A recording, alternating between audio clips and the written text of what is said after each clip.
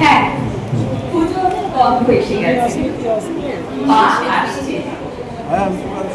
মায়ের আগমনকে নিয়ে আমাদের এক এক দিনে এক এক রকম অনুভব। কবি সুবোধাদিত্য তার অনুভবকে তুলে ধরলেন তার কবিতাতে। সেই কবিতাটাই আমি আপনাদের সঙ্গে ভাগ করে নিয়েছি। কবিতার নাম মহিষাসুর মরে না, কবি সুবোধাদিত্য। বছর বছর আশ্বিনে মহালয়ার পুণ্যস্তোত্র বাতাসে মিশে যায়। কাশফুলেরা ঢেউ তোলে মাটির পর মাঠ জুড়ে। বছর বছর হাতিরা ধান কাটায়, আলোয় আলোয় ভরে ওঠে গ্রাম শহর মহোৎসব। নতুন আনন্দে হাসিতে গানে মেতে ওঠে দেশ। মা আসেন দশভুজা দুর্গতিনাশিনী, ত্রিশূলে বিদ্ধ করেন মহিষাসুরকে। প্রতি বছর অসুর মরে না, মরেও মরে না, প্রতি বছর আবার বেঁচে ওঠে। আবার মা জগজ্জননীকে ত্রিশূল হাতে ভীষণ প্রচণ্ডারূপে জাগ্রত হতে হয়। আবার মহিষাসুরের বুকে গেঁথে যায় ত্রিশূল। তবু মরে না অসুর। আসলে বছরে 4 দিন আমরা মা দুর্গাকে ডাকি, বাকি 361 দিন অসুরদের সঙ্গেই থাকি। তাদের সামনে মাথা নিচু করি, তাদের আস্ফালনকে ভয় পাই, তাদের ধ্বংস ও সন্ত্রাসকে সহ্য করি। তাদের ভয় আমার উপরে থাকি। বছর বছর তাই অসুরেরা মরেও মরে না, ফের বেঁচে ওঠে, বারবার বেঁচে ওঠে। পাড়ায়, গ্রামে, মহল্লায়, শহরে, নগরে, বন্দরে, মাঠে, প্রান্তরে। আমরা পুজো করি না, উৎসব করি। আমরা মন্ত্র বলি না, উল্লাস করি। আমরা আমাদের হৃদয় দেবীকে আহ্বান করি না, মনের গ্লানি আর পাপকে নতুন জামা কাপড়ে ঢেকে রাখি। তাই প্যান্ডেলে প্যান্ডেলে বছর বছর প্রতিমা আসে, মা আসেন না। আর অসুরও মরে না, আর অসুরও মরে না। নমস্কার স্যার এবং ম্যাডামকে আমার সশস্ত্র প্রণাম। আমার সতীর্থ বন্ধুদের এবং বান্ধবীদের আমার শুভেচ্ছা জানিয়ে আমি শুরু করছি আমার একটি স্বরচিত কথোপকথন। প্রাক স্বাধীনতা ও আধুনিক যুগের সাক্ষাৎ, একটি কাল্পনিক বার্তালাপ। কি তরুণ আধুনিক যুগ মহাশয়, কেমন চলছে সবকিছু? প্রাচীন বন্ধু, আমি না একদম ভালো নেই। কেন, কি হলো? অসহ্য বোঝার ভারে ক্লান্ত বিধ্বস্ত আমি। মানে ঠিক বুঝতে পারলাম না। আসলে সমস্যার প্রধান কারণ হলো আজকের যুব সমাজ। পরিষ্কার করে বলো তো। বলছি আসলে আধুনিক যুবক যুবতীরা আধুনিকতার নামে যে ধরনের বলবাহী অনিয়ম বেশিরভাগ ক্ষেত্রে তাদের জীবনে বিপদ ডেকে আছে। তাই নাকি? কিরকম কিরকম?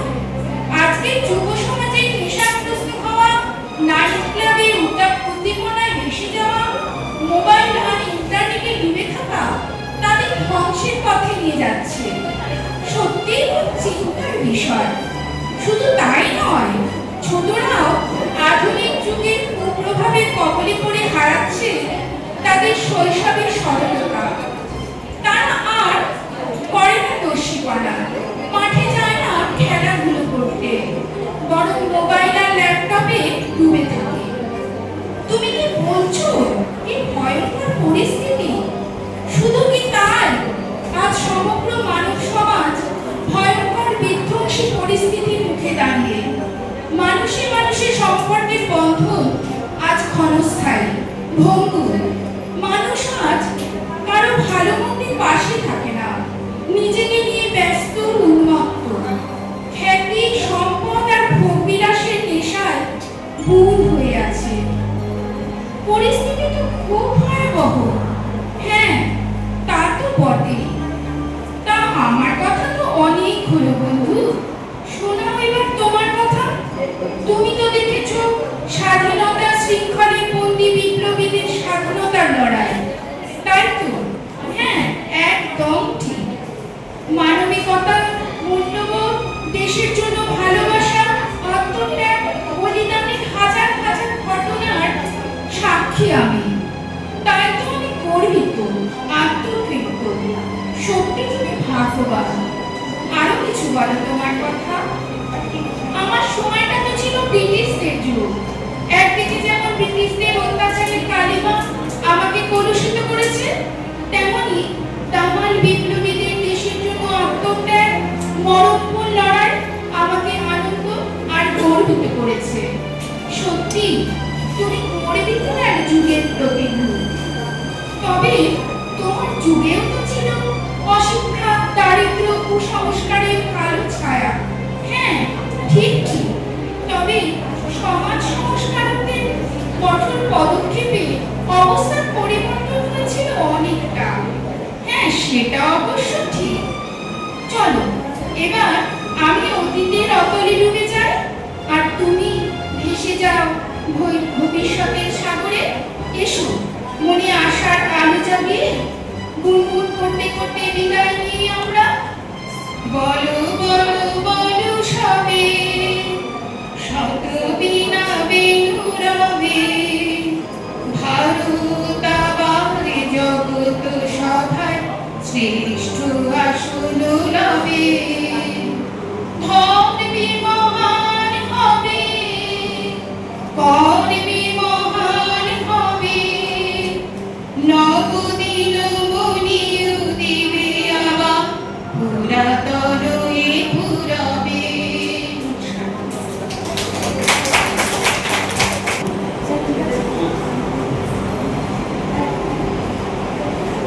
নমস্কার। এখানে উপস্থিত যারা আছেন প্রত্যেককেই আমি আগাম শারদীয় শুভেচ্ছা এবং অভিনন্দন জানাচ্ছি। স্যার আছেন, আমাদের ম্যাডাম আছেন, তাদের অসংখ্য প্রণাম এবং ধন্যবাদ আজকে আমাদের এখানে নিয়ে আসার জন্য। আমি একটি কবিতা বলবো। সেই কবিতাটা একজন ফেরিওয়ালা এবং একটা ছোট্ট শিশু। কেডা বানাইব রাজহংসের, কবি সোমনাথ সরকার। ডাল সেদ্ধ করা জল ডাল সেদ্ধ করা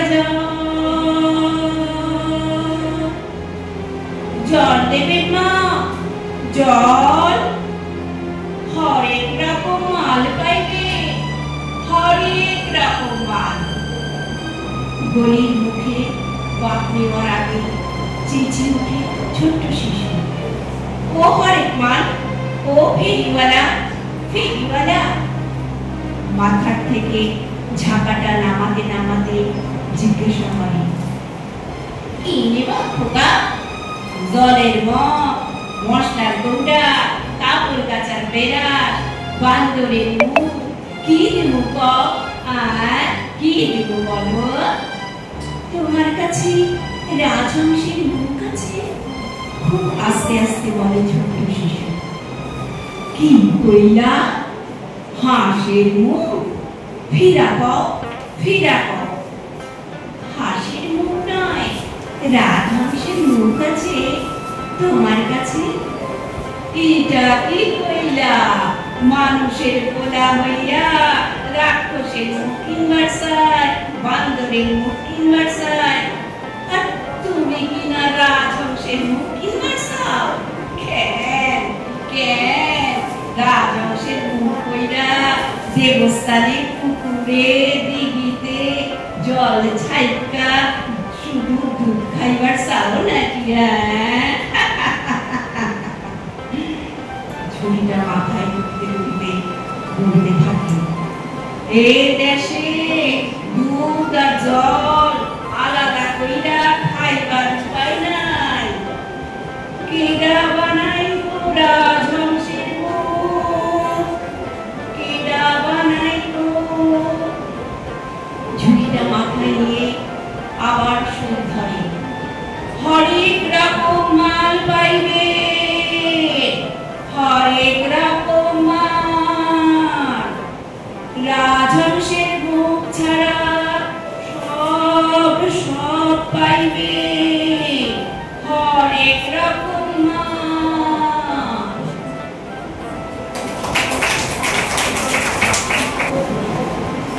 আমি এবং কার্বনী সরকার আমরা একটি নাটক এখানে পরিবেশন করব। তার আগে স্যার ও ম্যাডামকে আমার শ্রদ্ধা ও অভিনন্দন এবং উপস্থিত সকলকে আমার শুভেচ্ছা জানাচ্ছি। শুভ সন্ধ্যা। আমাদের নাটকের নাম বন্ধ সমাস, নাট্যকারিতা সুচিতা মুখার্জি। এটি একটি গোল্ডেন হোমের ক্যাম্পাসের গল্প। সকালের সময় পাত্রের নাম প্রীতি, পাত্রের নাটকটি পরিচালনা রয়েছে সমাজটা। শুরু করছি ভিন্ন স্বাদের একটি নাটক, দ্বন্দ্ব সমাস। সুরমা দেবী, ও সুরমা দেবী, এত সকালে বাগানে গিয়েছিলেন বুঝি? হ্যাঁ, ওই আর কি। তা আপনিও তো খুব সকালে উঠে দেখছি। চিরটা কালই আমি লেট রাইজার, জানেন তো? লতা, আমি তোমার মিসেস, ডেকে ডেকে তুলে অবশ্যই পাঠাবো। হ্যাঁ, আমি অবশ্য বরাবরই ভোরে উঠি।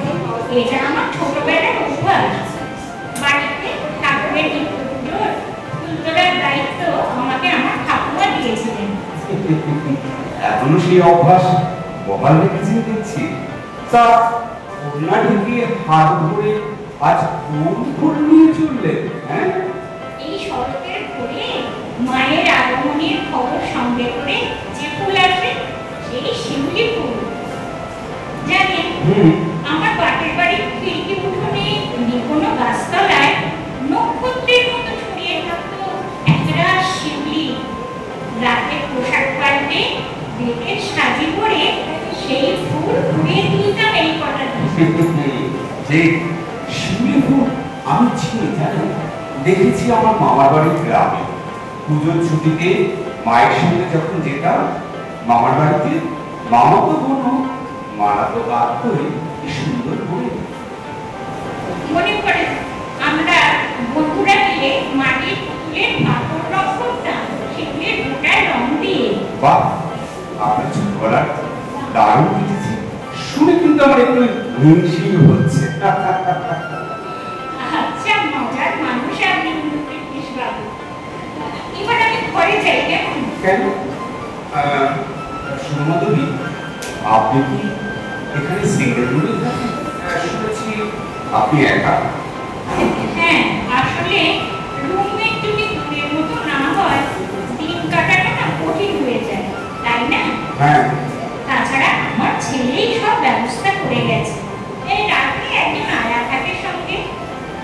আপনার ছেলে বোধহয় বিদেশে থাকে, তাই তো? ওমা, আপনি আমার সম্বন্ধে অনেক কিছু জানেন দেখছি। কাল্টিভেট করছি। আমার ছেলে এখন সপরিবারে সুইডেনে আছে। আর বলবেন না, দেশে পাকাপাকি ফেরার কোনো চান্সই নেই। জানি আমার মেয়ে জামাইয়ের জীবন দর্শন এক, আমাকে না আমেরিকায় নিয়ে যেতে চেয়েছে। আমি বলি রক্ষে করো রঘুকে, ওটি আমার দ্বারা হবে না, বেড়াতে যেতে পারি, আঁকতে না। ওই দেখুন, বড়রাম ঘরে ঘরে চা দিতে চলেছে। তাই কি?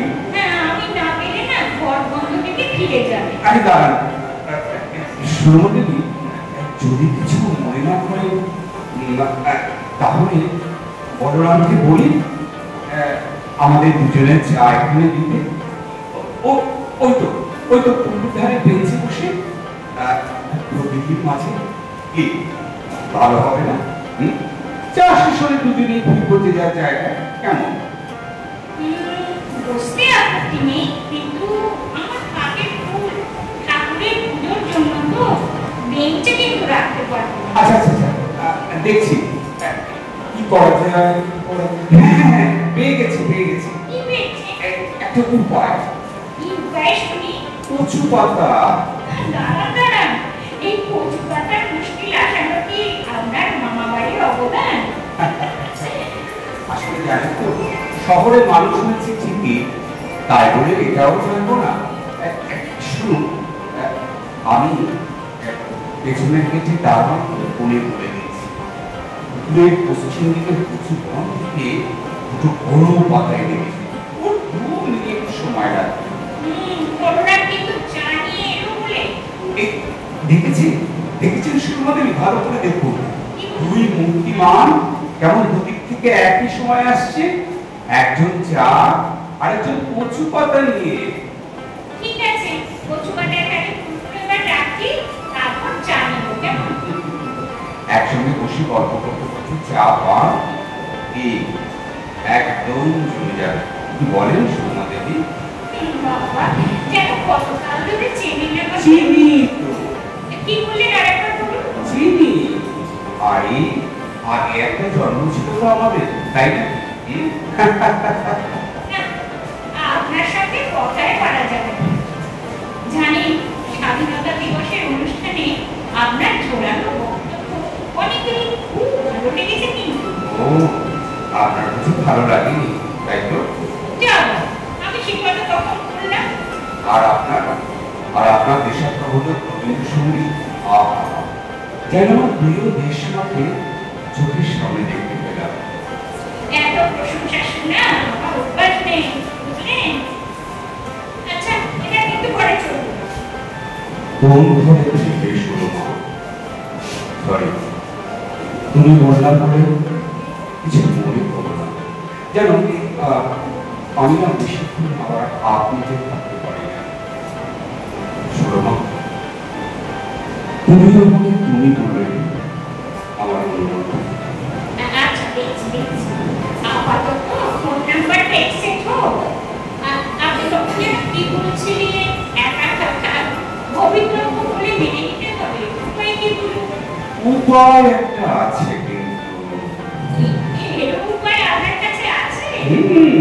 আছে তো।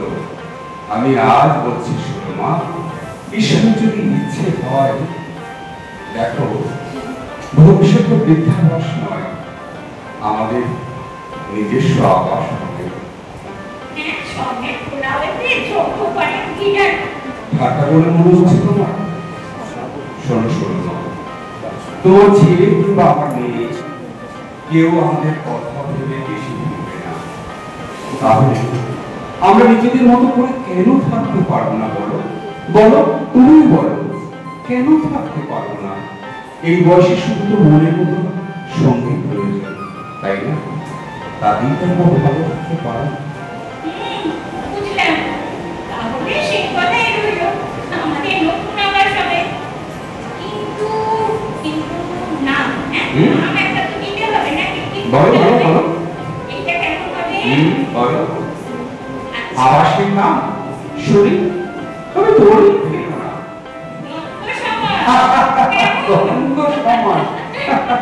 মজার নাম। রাখছি।